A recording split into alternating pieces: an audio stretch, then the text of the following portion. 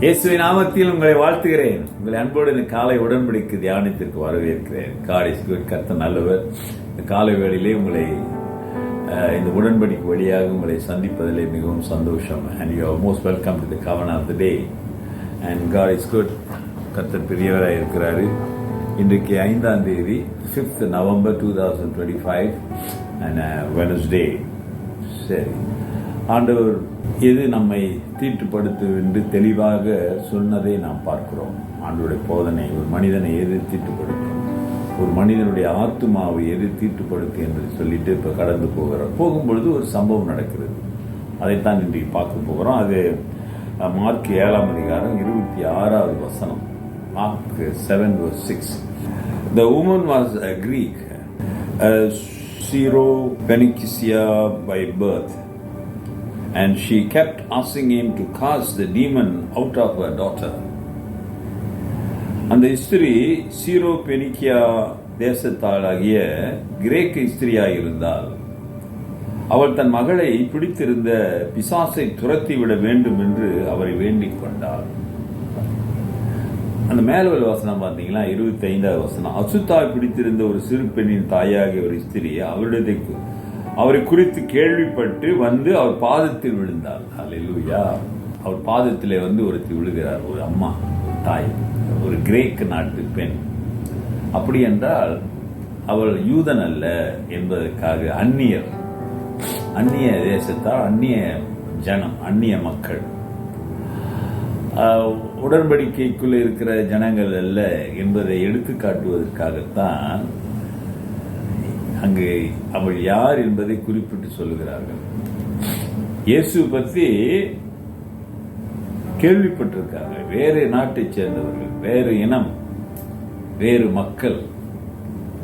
அப்ப இயேசு செய்த அற்புதங்கள், அடையாளங்கள் எல்லாம் ஜனங்கள் பேச ஆரம்பித்து அது பக்கத்து நாடுகள் எல்லாம் பரவி செல்லுகிறது. இப்போ ஜனங்க அவரை தேடி வருகிறார்கள்.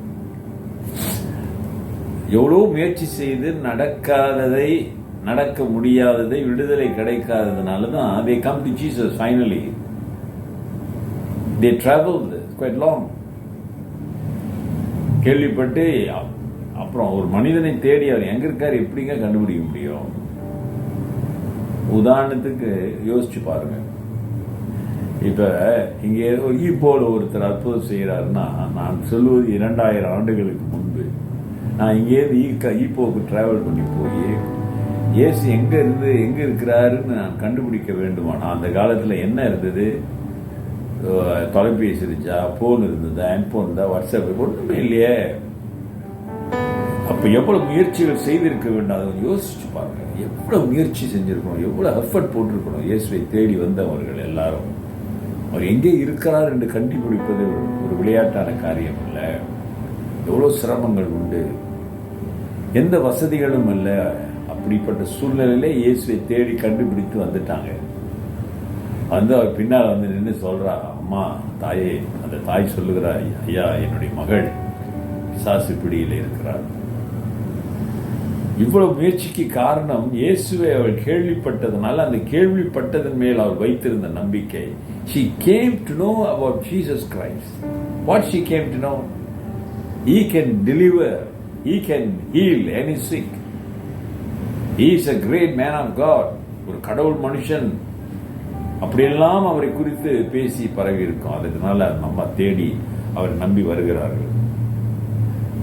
பிசாசை துரத்திட வேண்டும் என்று. அப்படின்னா அந்த பொண்ணு, அந்த பிள்ளைக்கு ரொம்ப மோசமான பிசாசு பிடி, யாராலையும் விடுதலை கொடுக்க முடியும். கடைசியா அவள் ஒரு தீர்மானம் செய்தாள். இவையெல்லாம் கேள்விப்பட்ட உடனே, கேள்விப்பட்டிருக்கலாம் அல்லது இயேசு கிட்ட இருந்து ஆசீர்வாதம் பெற்றவர்கள் சொல்லுகிறதை கேட்டு இருக்கலாம், பார்த்திருக்கலாம். maybe she saw the witnesses, those who are blessed by Jesus Christ, delivered by Jesus Christ, because multitude people came to Jesus and they were delivered.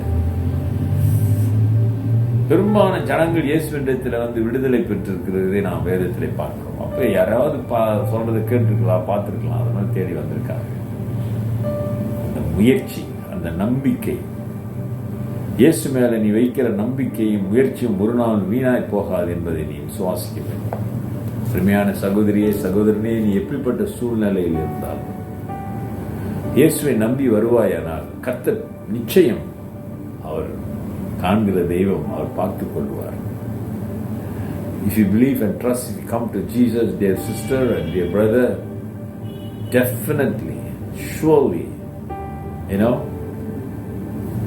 you will be fulfill your desire of your heart. நிச்சயமாய் அவர் செய்வார். அவருடைய நாமம் மகிமைப்படும் என்றால் ஒப்பு கொடுங்க. இன்றைக்கும் ஆண்டவர் உங்களுக்கு விடுதலை கொடுக்க, நன்மை செய்ய அவர் நல்லவராக இருக்கிறார். பரிசுத்தமுள்ள ஆண்டவரே, இந்த காலை வேளைக்காக நன்றி. நோக்கி பார்க்கிறவர்கள் வெட்கப்பட்டு போவதில்லை. ஆமாண்டவரே, ஒரு வேலை இக்கட்டான சூழ்நிலையிலே, தேவையில்லை சூழ்நிலையிலே மண்டே யாராவது வருவார்களானால் நீ காண்கிற தெய்வம் அல்லவா, நீங்க பாருங்க, நீங்க தொடுங்க, நீங்க ஆசீர்வதிங்க, நீங்க வழி நடத்துங்க. இயேசுவின் நாமத்தில் பிதாவே, ஆமென். நமது ஆண்டவராகிய இயேசுவுடைய கிருபை, பிதாவின் அன்பு, பரிசுத்தாவின் ஐக்கியம் உங்களோடு உங்களை ஆசீர்வதித்து காப்பதாக. என் ஆத்மாவே கர்த்தரை ஸ்தோத்திரி, என் முழு உள்ளமே அவர் பரிசுத்த நாமத்தை ஸ்தோத்திரி. என் ஆத்மாவே கர்த்தரை ஸ்தோத்திரி, அவர் செய்த சகல உபகாரங்களை மறவார். ஆமென். பிரதர், சிஸ்டர், சகோதரனே, சகோதரியே, நீ எப்படிப்பட்ட சூழ்நிலையில இருந்தாலும் அவர்கிட்ட நம்பி வந்து அவர் பெரிய காரியங்களை செய்வார். Take care. God bless.